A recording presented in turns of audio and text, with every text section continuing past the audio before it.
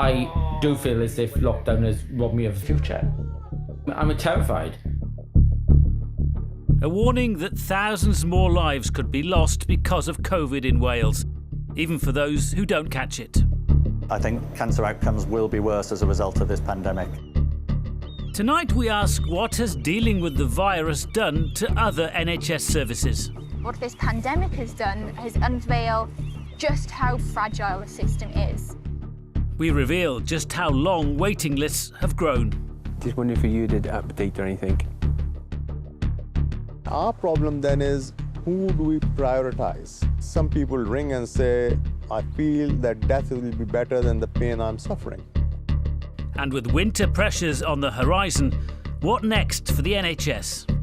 The health professionals are calling for a recovery plan. Well, we can't present a plan for the future when our whole service is still in the throes of a global emergency.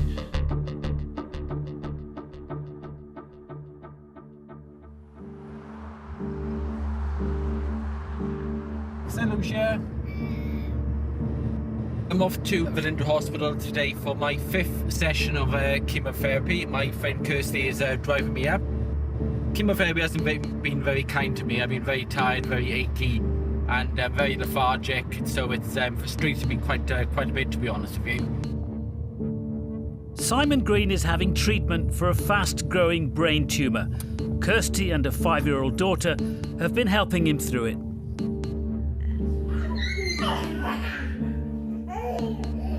He's a massive part of our family. We call him Uncle 𝗖𝗂. I've explained to Lucia in simple terms, but she then thinks he's better because he's up and about and doing things. Hello.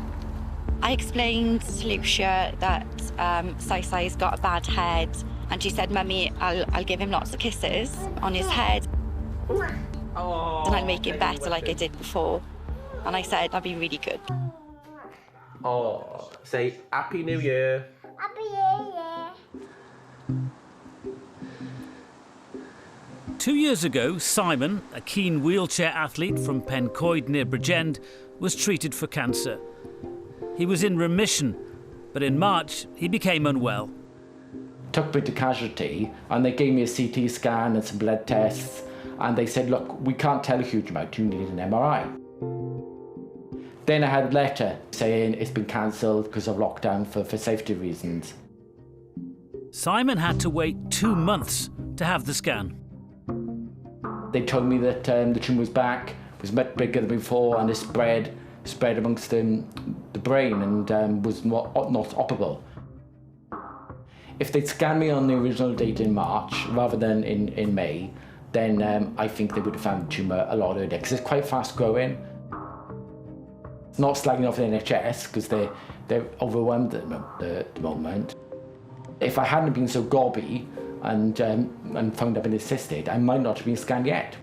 I believe it's cost me maybe a future.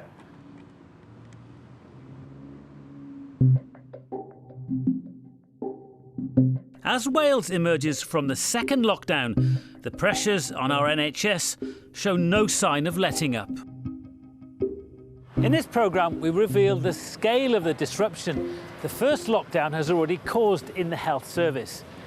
And with further restrictions on the horizon, what next for the thousands of patients who've already had life-changing procedures delayed?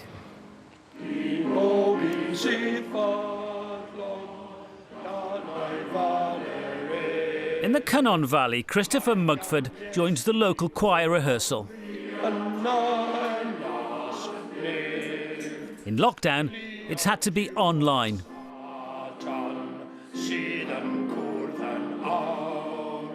But you lose yourself for an hour with the other members of the choir. It's a definite boost to one's mental health. It's kept me together.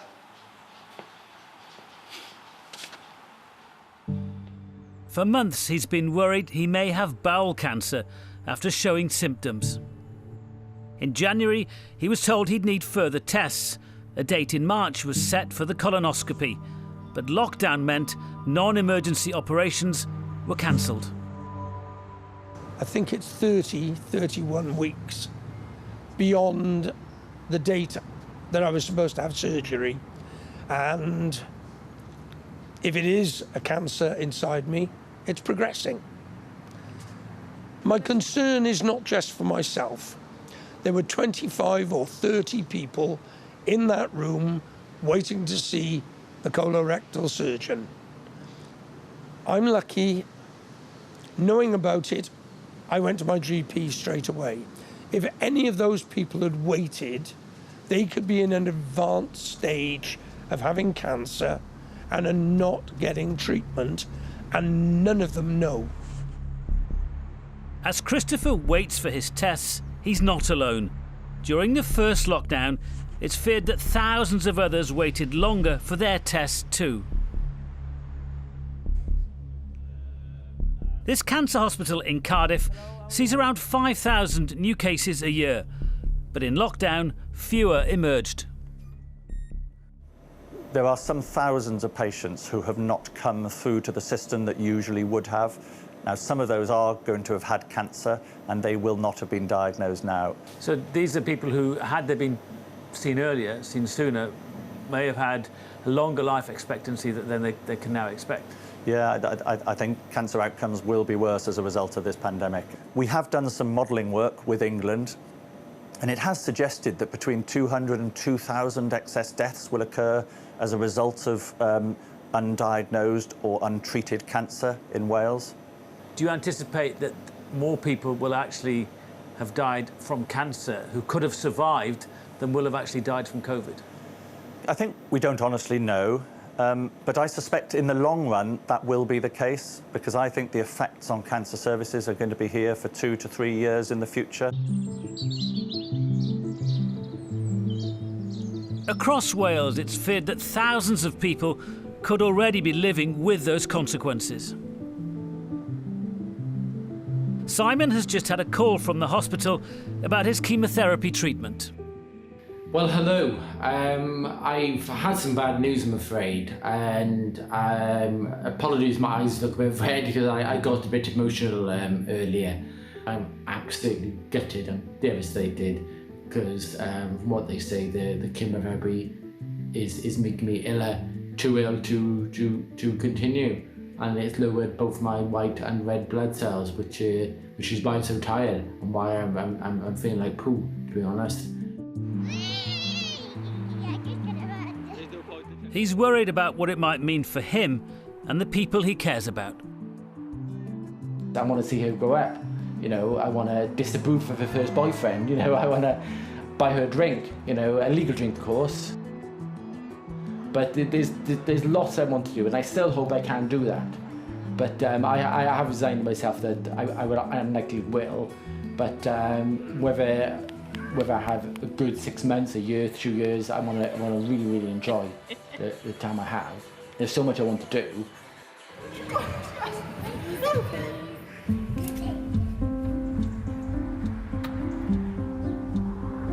Simon's been to ask his doctor whether a different treatment might buy him some more time. I took a photo of the scan in the hospital, and that's the tumour. What you can see small, and around it is the spread, and obviously I explain it like an egg cracking, but they want to stop that from spreading around the brain and further down the body. She said with the radiotherapy I would give you an extra 2 more good years. I honestly feel that if I had the scan in March, then my prognosis would be a lot better, but it's something that I'll never know. Simon's health board, Cardiff and Vale, says it was unfortunate that it had to postpone some services because of COVID, and it was done in line with Welsh Government advice. We've been investigating how many people could have been affected by the disruption to the NHS. I'm in Swansea, where the university has been tracking the anonymised health records of the entire population of Wales during the pandemic. It's one of the most detailed studies that exists anywhere in the world. We know there's been a very large impact on health services, both for the people who were treated and the fact that the health service were then consumed with treating those people and struggled to meet the needs of the rest of the population. We went from 2,500 people a day attending the emergency department to about 1,000. Huge reductions. Around April, which would have been, say, the worst of the months, we went from a situation where our surgery dropped by about 80%. The research found that during the first lockdown, nearly 62,000 fewer patients were operated on in Wales. That's a drop of 54% compared to the same period last year.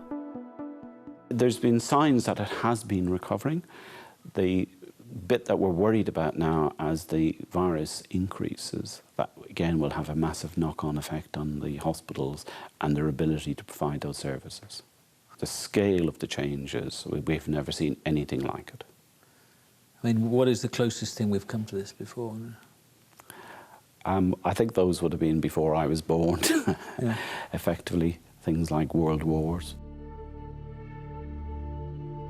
The Welsh NHS has achieved extraordinary things in the pandemic. It's kept emergency treatment going. But for those who need urgent surgery, many are still waiting.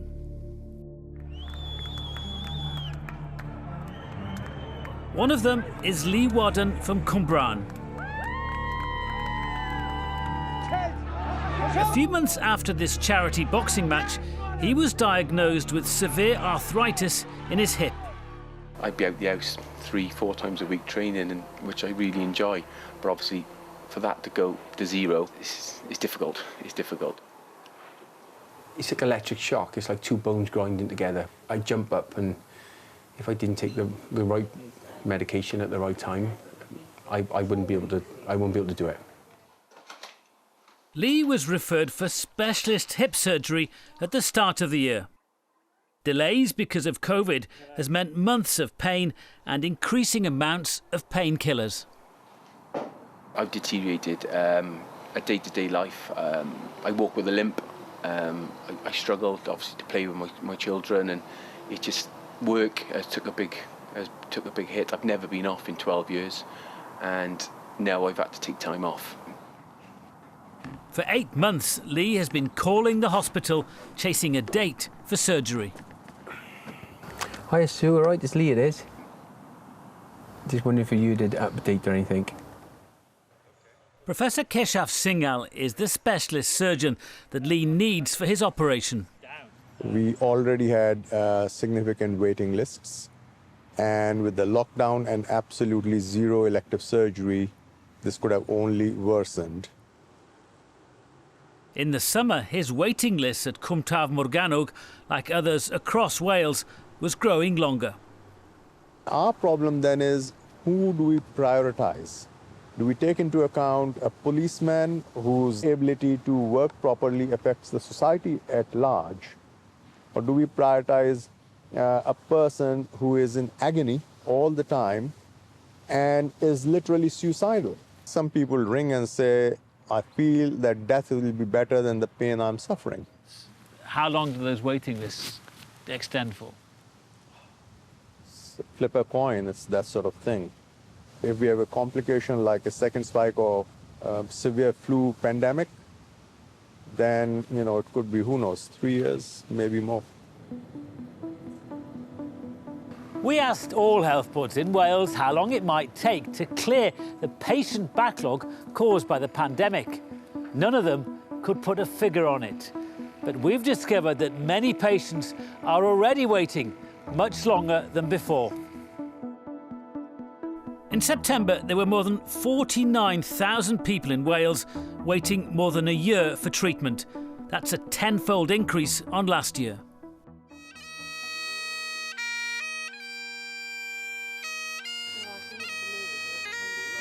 Simon Green knows that his treatment won't cure the cancer.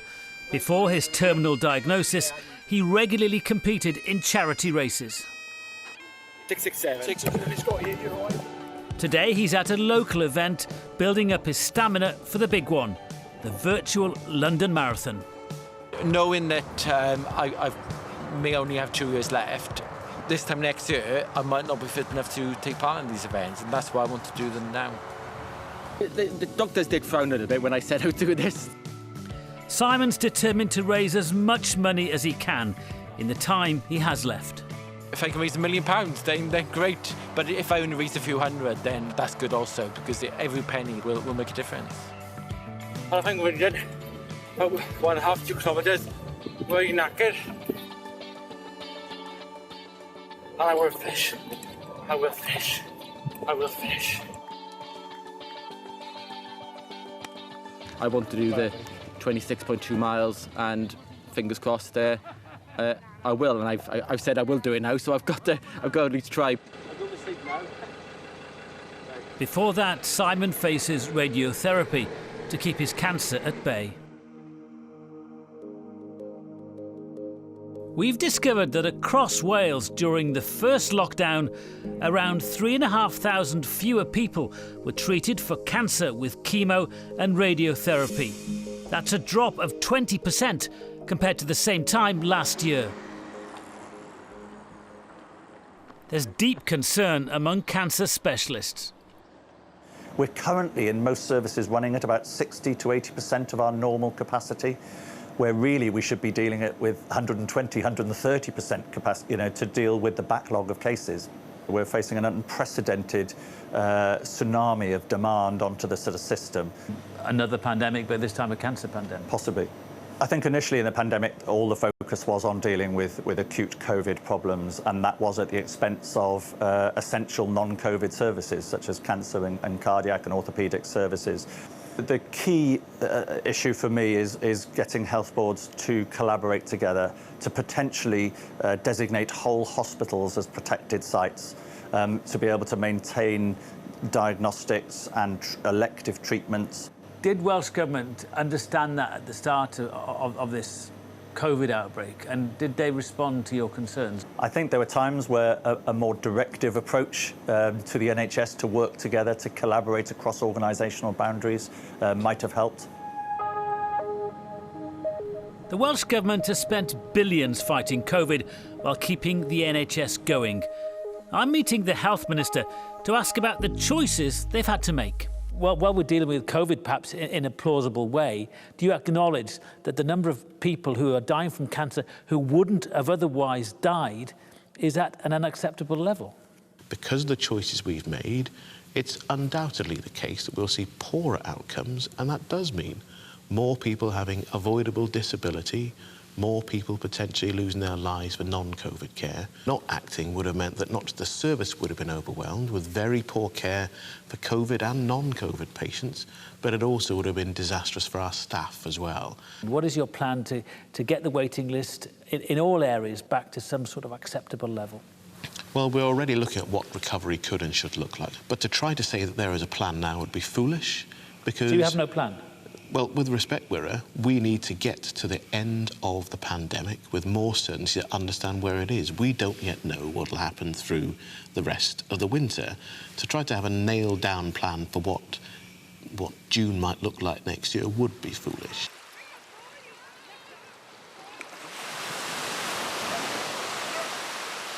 As we're hit by the second wave, we know the Welsh NHS is rising to the challenge of treating COVID patients. But we've discovered it's not just other physical health treatments and procedures that have been affected as a result. Mental health services have been disrupted too.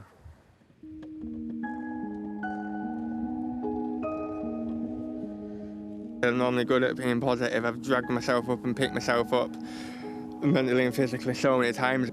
I've just been on the roller coaster of exhilaration, anxiety too much, and just constantly scared and in fear. Ryan Donoghue, a marine biology graduate, has had serious mental health issues for most of the past decade. Grateful for help from a psychiatric unit last year, he was having ongoing support in North Wales. I'd been waiting, over a year, and then I started meeting a temporary psychiatric nurse. But just days into lockdown, he was told his treatment would stop because of COVID restrictions. I just got a voicemail message, which I could hardly hear, and just a very blunt letter. And then, you know, in your head, you're just on a precipice, not knowing what's next. I mean, arguably, this is the one branch of medicine which could be done remotely, so I don't see why it was cut so harshly in this regard, if you know what I mean. Ryan was one of 1,700 patients across North Wales who were wrongly discharged.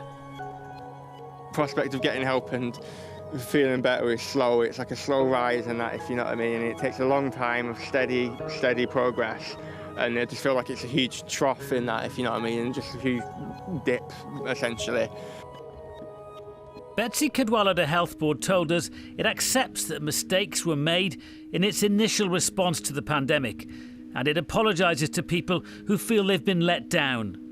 It says it tried unsuccessfully to get back in touch with Ryan and was continuing to accept new referrals. If I didn't have my dog Willie, who's my absolute anchor, and I feel like I would have been very much in a similar situation to last year. Intrusive suicide thoughts, such heavy despair. And like I said, the only thing that's been able to lift that was me not wanting to leave her and it not being fair for me to leave her.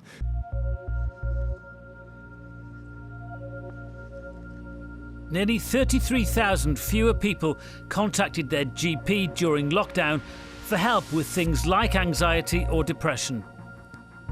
That's down 50% on the same period last year. More than 700 fewer sought help for severe mental illness, a drop of 43%.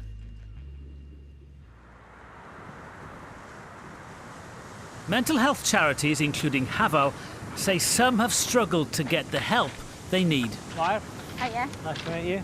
We all have a right to healthcare. We all have a right to health. So why is it one person in the south of Wales gets fantastic support and another individual in North Wales doesn't? It shouldn't be happening. Mara says that while some health boards kept services going remotely using technology, others were inadequate. That lack of consistency is very, very worrying. Some might become a harm to themselves or a danger to themselves. I worry that some of those people will spiral downwards, that they will lose their trust and not want to seek help again. In some severe cases, I reckon we might see some deaths, unfortunately. Who do you hold responsible for this? Welsh Government. Whilst I'm willing to say, of course, this was a new situation for a lot of us, but you're in that job for a reason. You're there to lead, so where was the leadership? The Welsh Government has appointed a dedicated minister for mental health and has invested nearly £10 million extra in services. But is there an unacceptable level of difference in the services provided between health board areas? Well, no, in terms of mental health, when we're looking at the returns that come in from what North Wales are doing, there's been some challenge and criticism, as every health board has faced. That's one way of putting it, challenges. But we're always clear that mental health was an essential service that needed to continue. We know that there was a mistake that was made in terms of discharging them people, and the health board recovered that and went back and did the right thing.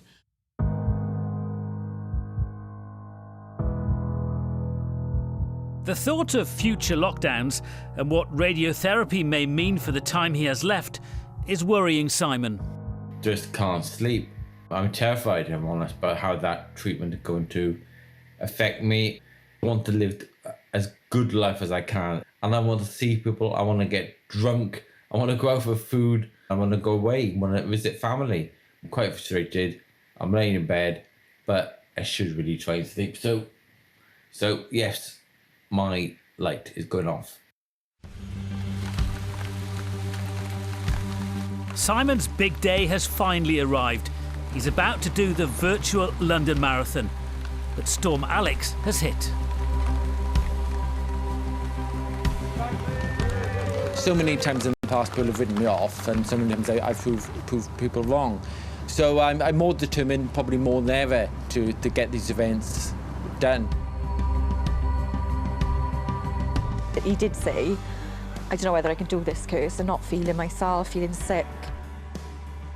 3 hours in and Simon is seriously struggling. Only halfway through, he doesn't know if he'll get to the finish. As Simon is battling, Lee has finally had his hip surgery. Hey, Lee. How did the operation go? I'm just so glad to have it done. I know it's a long road to recovery, but yeah, I can feel little bits of benefit already. I'm glad you've had it done, all right? All the best, bye. Bye. And Christopher has had his cancer test results back. I've now got a malignant tumour, and in less than 2 weeks, I'm having major surgery to remove most of my colon. It'll take me 6 months, maybe longer, to recover. Am I annoyed about it? Well, that's an understatement. The thing about it is the medical team have been absolutely brilliant. What I blame are the politicians and the management. Those in charge insist they are doing their best. Christopher's health board, 𝗂𝗶𝗯𝗲, wouldn't comment on his case, but says it's working to national guidance to maintain cancer services and says that urgent cases are still being seen. It understands that longer waiting lists cause distress, and it's looking for alternatives to support those waiting for elective surgery. The health minister says in the weeks and months ahead, it's vital we all play a role in fighting the pandemic. Things could get worse. The biggest factor in all of that are the choices that we all make about how we live our lives. The choices we make have a real-world consequence for people who are waiting, regardless of what their healthcare need is, and it's our job in running and directing the system to try to balance all of those needs. As we emerge today from the firebreak lockdown, the race is now on, not just to save people from the virus, but from the knock-on effect it's had on every other part of our health service. I do think we need to be more bold, more ambitious. We were able to build field hospitals in 2 to 3 weeks. We need to have that approach now. We're still not sure whether we may face third and fourth waves in the future. We need to have a really clear plan for how we increase the capacity of the system to deal with this backlog. Vehicles coming up. Do what you can now rather than put it off till tomorrow or next week or next month, because next week or next month might not come. Simon knows he won't beat his cancer, but he's determined to beat the odds and finish his marathon. You can do this, keep going. The way he's been feeling the last week with the radiotherapy, he's just conquered it again, like he always does. He's just one of a kind. He's so inspirational. 7 hours and 26 gruelling miles later, and Simon is on the home straight.